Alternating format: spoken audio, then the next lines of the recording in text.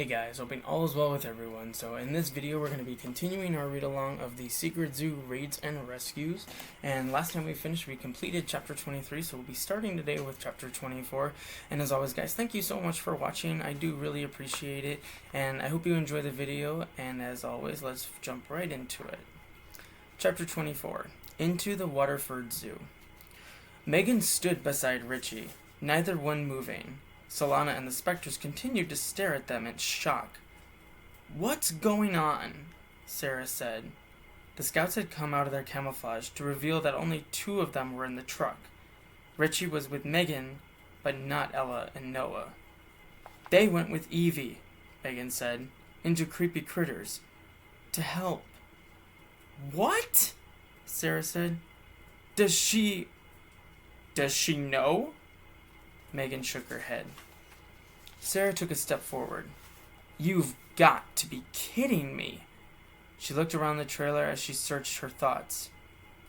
"They snuck in? With Evie?" "Behind Evie," Richie said. "Technically speaking." Sara kicked one of the benches, almost toppling it. Then she reached toward Solana. "Give me your headset." Solana took a step back. "Your headset," Sara repeated. "I'm calling this in." "It's too late," Megan said. "They're already in Creepy Critters." Sara shifted her eyes and ran her fingers through her wild hair. She kicked the bench a second time. "They can help," Megan said. "Noah, he wanted to help. And he was going to help," Sara said. "Us." Solana took a step in front of the scout, saying, "Sara, it's too late to call this in. We're here. Let's concentrate on what needs to be done." Sara opened her mouth, perhaps to protest, and then closed it. After a few seconds, she said to Megan, "You two better keep up." And then she turned and jumped to the ground. The other specters followed, one after another. Solana glanced at the scouts, nodded, and then stepped to the side of the truck. "Come on, Richie," Megan said. "Let's go." They jumped through the open loading door and then landed on the ground, running. Moonlight glinted on the chain-link fence that wound around the perimeter of the Waterford Zoo. At least 15 feet high, it had rows of barbed wire across its top, their pointy spikes doing less to keep animals in and more to keep people out. For the specters, this was barely an obstacle, and as they charged up to it, Kalina reached into her backpack and pulled out a canvas tarp. She heaved it up and onto the barbed wire, and then the fence rattled and clanked as the specters scaled it one after another, dropping down into the zoo. Megan followed with ease, and even Richie managed without much trouble. As they neared the first overhead light, Sara said, "Ghost it."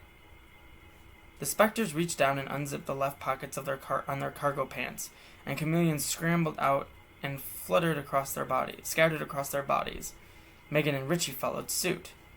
Sara said, "We got a change of plans now that some of us decided not to show. I'll take Megan to get Blizzard.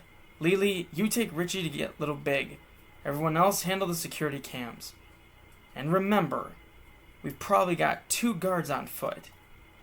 They broke in different directions. Sara and Megan cut through gardens, their warm breath wafting into the cold air like puffs of smoke, and ran beside fountains with statues of animals.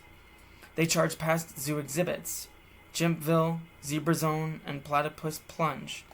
In no time they reached the hospital, an old 2-story building with canvas awnings and sprawling courtyard. Somewhere inside it, Blizzard was being kept.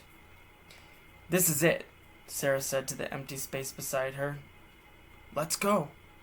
"The space," Megan responded. Without slowing their stride, the 2 girls ran up to the main entrance of the building and prepared to break and enter. Chapter 25, Legless Lane. "Elakshi?" Evie asked. "It's me," Noah said. "And Ella too." "What? How did—" "We followed you," Ella said, and for Noah, it felt good to hear her voice, and he was glad that he hadn't to do this on his own. The morning after making his decision to help Solana, he called Ella and asked for her help.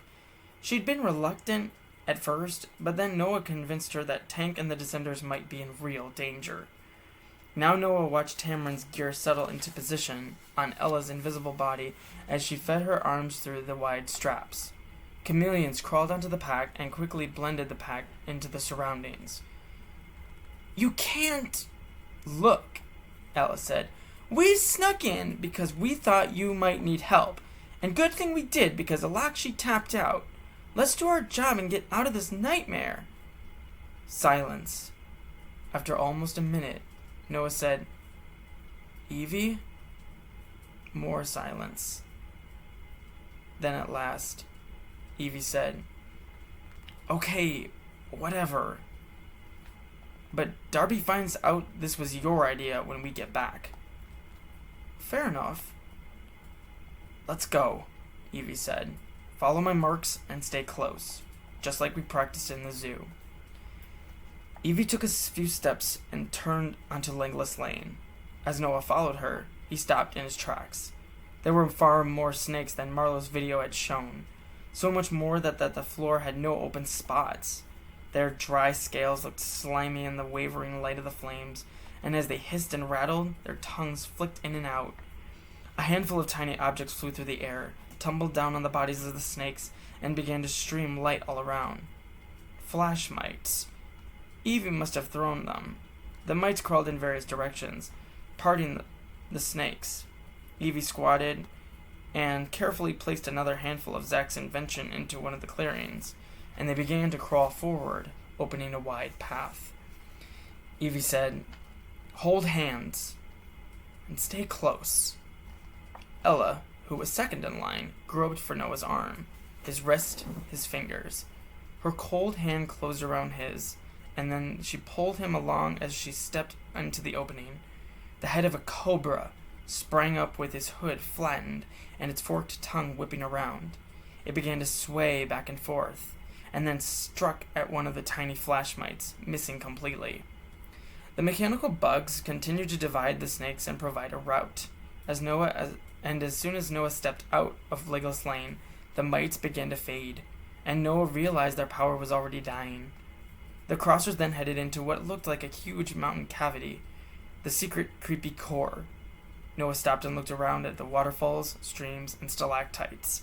Aquariums were set in the rocky walls, broken panes of glass giving way to empty innards. Giant insects skittered and squirmed across the floor. In the middle of the room, glass walls enclosed the secret croc crater. Deep inside of it, Tank and the Descenders were being held prisoner. Noah felt a tug on his arm and realized Evie was on the move again. And I'll stop the video there, ending chapter 25. But I hope you guys enjoyed this video. As always, please take good care of yourselves and be safe. And I'll be seeing you guys next time where we continue our read-along of the Secret Zoo Raids and Rescues with chapter 26. Thank you so much, you guys. Bye.